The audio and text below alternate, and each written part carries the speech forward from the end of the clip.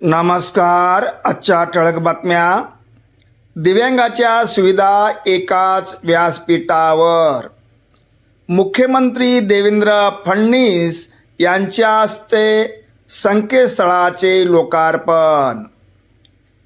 अपंग दिव्यांगाच्या शासकीय लाभांच्या सर्व सोयीसुविधा एकाच व्यासपीठावर देण्यासाठी राज्य शासनाच्या दिव्यांग कल्याण विभागाने तयार केलेल्या कल्पक व सुगम अशा दिव्यांग सहाय्य संकेतस्थळाचे पोर्टल आणि मोबाईल ॲपचे लोकार्पण मुख्यमंत्री देवेंद्र फडणवीस यांच्या हस्ते रविवारी राज्य मंत्रिमंडळाच्या बैठकीनंतर पार पडले.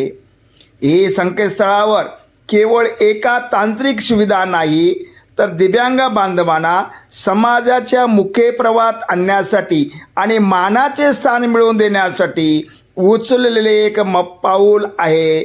शासनाच्या सर्व योजना याद्वारे अत्यंत पारदर्शकपणे आणि वेगाने दिव्यांगाच्या दारापर्यंत पोहोचतील असे मुख्यमंत्री फडणवीस यांनी सांगितले. संकेतस्थळामुळे थेट ऑनलाईन अर्ज करता येणार आहे.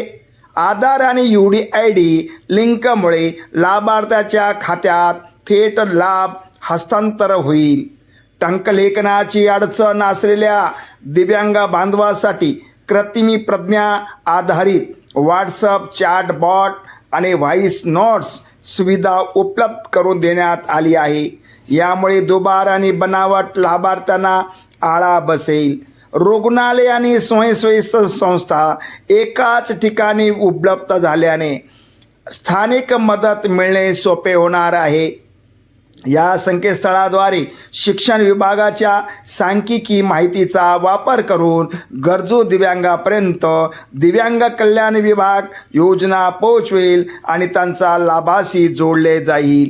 दिव्यांग सहाय्य संकेतस्थळाचा मुख्य उद्देश केवळ अनुदान वाटप नसून प्रशासनाची संवेदनशीलता वाढवून दिव्यांगांचे सक्षमीकरण निश्चित करणे हा आहे.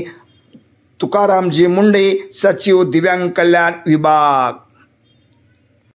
ही माहिती जास्तीत जास्त दिव्यांग बांधवापर्यंत पोहोचणे गरजेचे आहे. दीनदुबळ्या दिव्यांग बांधवांना सहकार्य करण्यासाठी सर्व सोशल मीडियांना विनंती आहे. दिव्यांग बांधवांच्या प्रश्नासाठी आणि त्यांच्या चळवळीची माहिती आपल्यापर्यंत पोहोचल्यानंतर जास्तीत जास्त शेअर करून दिव्यांग बांधवांना सहकार्य करावे आणि नेहमी माहिती मिळावी म्हणून या दिव्यांग चॅनलला सबस्क्राईब करा. नेहमी माहिती मिळेल आणि दिव्यांग बांधवाने घरी बसून आपल्या सोयीसुविधा हक्क घ्यावे असे आवाहन दिव्यांग वरद निराधार मित्र मंडळ महाराष्ट्र या संघटनेच्या वतीने करण्यात येत आहे.